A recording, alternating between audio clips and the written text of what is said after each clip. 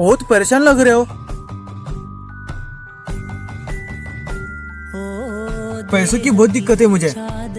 पैसा आता है पर सब कर्जा भराने में सब चला जाता है।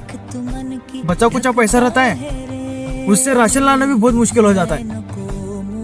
कितना पैसा चाहिए तुम्हें?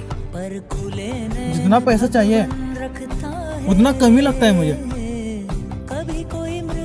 चल मुझे एक बात बता, जब तू मर जाएगा तो तेरा सामान और कपड़े कहाँ फेंकेंगे?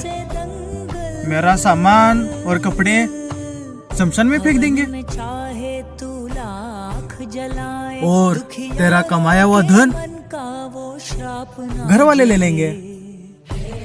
फिर तू जी किसके ले रहा है?